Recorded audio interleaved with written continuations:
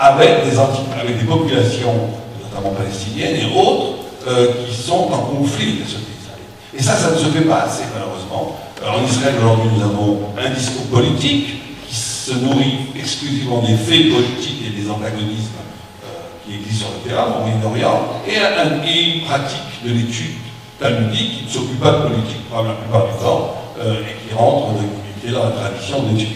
Je pense qu'on va être mené, il faut le faire, à interroger la Torah, le judaïsme, sur le comment pouvoir traiter le rapport politique existant d'Israël. Vous savez qu'il y a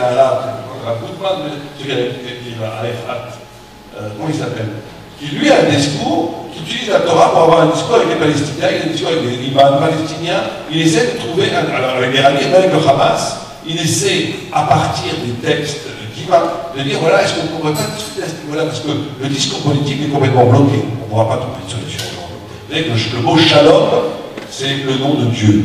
Il n'y aura pas de paix en Israël si on occulte Dieu. Il n'y aura pas. La seule possibilité peut-être de la paix, c'est si on amène justement Dieu dans le conflit israélo-palestinien.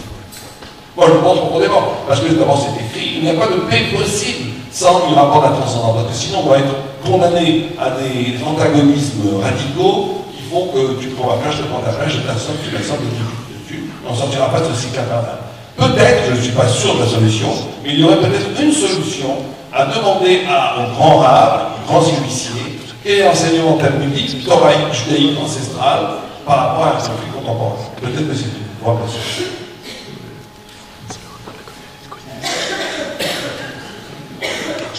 Une question chez les femmes pour...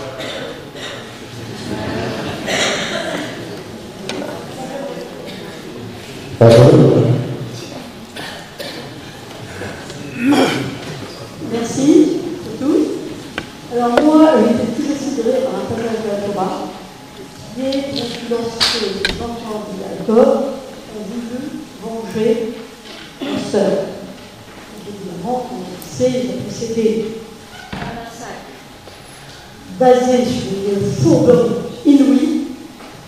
Et ce qui m'a encore le plus sidéré, c'est qu'un des journalistes, lors du massacre de Sabra et Shatila, ont relaté ce passage. On parlait, n'aurait-il pas pris exemple sur le massacre de Hachem pour procéder à ce qu'il fait. Vous avez raison d'être outragé par ce massacre, parce que Jacob, notre père, était l'autorité morale, biblique, condamne de façon absolue sur la donc, encore une fois, la Torah ne bouge pas parce qu'elle ne cache pas un fait, mais ce fait est réprimandé par la Torah elle-même, dans la figure de Jacob, le patriarche, qui au moment, juste après, condamne complètement Shimon et Lévi. Et ça va jusqu'à la bon sabbat, au moment où il est béni, où il ne veut pas les bénir, à cause de ce fait qu'ils sont commis, et au point où Yehuda, après, et il ne le fait pas. Donc, encore une fois, la Bible n'occulte pas les erreurs, les faiblesses, les drames qu'on puisse passer, mais il faut encore une fois jamais. C'est parce que la Bible raconte un événement qui est critiqué par la Bible elle-même qu'elle cautionne cette œuvre.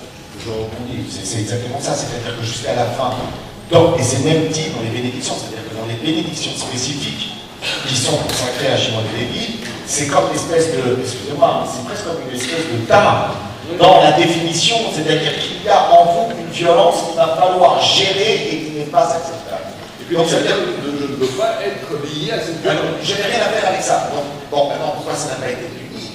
Parce que les événements ont été ce qu'ils sont, et puis parce qu'il y avait aussi quelque chose d'une réponse à cela. Mais ce qu'il faut remarquer quand même, c'est qu'il n'y a aucun moment dans toute la Torah écrit à chaque fois qu'une sœur sera kidnappée, vous ferez comme Shimon et Lévi. Et c'est là le problème qu'on a aujourd'hui.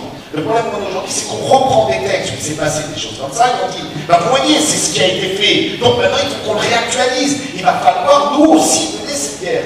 Là, c'est une aberration.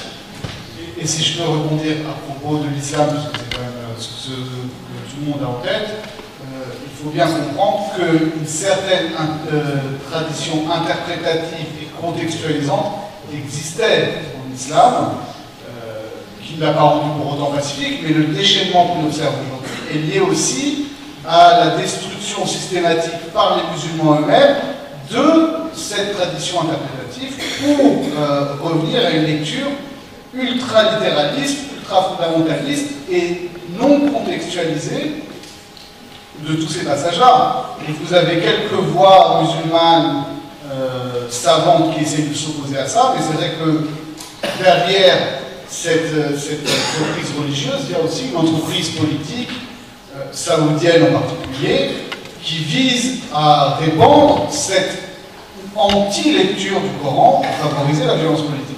Et c'est vrai que nous, on a été protégés de ça, et même dans les milieux les plus hétérodoxes d'un judaïsme politique, on n'a jamais rejeté le Talmud comme les musulmans contemporains ont rejeté toute leur tradition d'interprétation du Coran.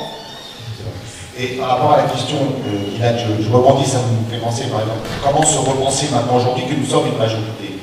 J'ai l'impression que de toute façon, cette autocritique, elle se fait en permanence dans la société israélienne. Je vais donner simplement un exemple, c'est que jusque dans les années 80, Israël a été confronté à quelque chose qui est apparemment anodin, qui ne s'était jamais posé dans son existence, c'est qu'il fallait produire des historiens, il fallait produire une histoire. Et il fallait produire donc une histoire d'Israël. C'est très intéressant, comment est-ce qu'on produit l'histoire d'Israël quand ça commence 48, on écrit l'histoire d'Israël. Finalement, ce qui a été fait, c'est ce qui a été fait dans toutes les sociétés. C'est-à-dire qu'on a écrit l'histoire des victoires. C'est-à-dire qu'au fond, l'histoire, c'est l'histoire des vainqueurs, c'est toujours les vainqueurs qui écrivent l'histoire. Donc jusque dans les années 70, en tout cas, en Israël, on a écrit l'histoire des vainqueurs. Et donc, au fond, l'histoire d'Israël se confondait avec l'histoire de Tsar. Mais il y a quelque chose d'intéressant qui s'est passé depuis donc une trentaine d'années, qui est le mouvement, on aime ou on n'aime pas, de la nouvelle histoire en Israël. Et donc, quelque part, les historiens israéliens, les chercheurs israéliens, se sont sentis mal avec cette histoire des vainqueurs, qui est quelque chose, au fond, qui ne correspond pas à notre génie profond, qui n'est pas d'être les conquérants, vainqueurs, qui allons donner notre vérité de l'histoire. Et donc, je pense que dans ce domaine-là, en Israël, chez tous ces nouveaux historiens, dans toute cette nouvelle recherche, on est en train de penser l'histoire des minorités en Israël, on est en train de penser l'histoire des minorités séfarades, on est en train de penser l'histoire des minorités éthiopiennes ou yéménites, on est en train de réfléchir à ce qui se passe chez ceux qui auraient été vaincus. Donc je pense que ça passe aussi beaucoup par cette dynamique de la recherche, du rapport au savoir, du texte, et qui se fait, j'ai envie de dire, Baruch Hashem, de manière naturelle, dans un État qui n'a pas envie d'écrire l'histoire des vainqueurs, qui a envie d'écrire son histoire, avec les problèmes qu'il y a, et avec tout ce que ça peut renvoyer comme remise en question et autocritique. Donc j'ai espoir que dans ce domaine-là, on ne finira pas comme de simples vainqueurs qui vont donner à être les dominateurs de l'histoire. Voilà, Alexandre, tu sais qu'il y a un buffet au premier étage. On va faire un buffet, on va avoir peut-être encore deux questions. Je pense que c'est un petit peu long pour tout le monde. Je vous remercie Madame Lemay d'être présente ce soir. Et voilà, après le buffet, on va faire les jeunes, ils ont 35 ans. Dernière question pour conclure. Rapide. Oui. J'espère. Je voulais juste te dire que la conférence de ce soir, c'était le rapport de la violence avec la religion et le lien. Et moi, j'avais posé la question de savoir comment est-ce qu'on peut interpréter ou comprendre le regard de Dieu, de la chaîne, sur cette violence. Est-ce qu'on voit qu'en ce moment, on est principalement touché par cette violence et comment Dieu peut, quand on fait cette violence en son nom, laisser Mon Dieu. On a du mal à entendre, David. On en parle en haut si tu veux.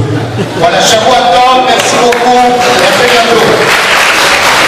Merci à tous.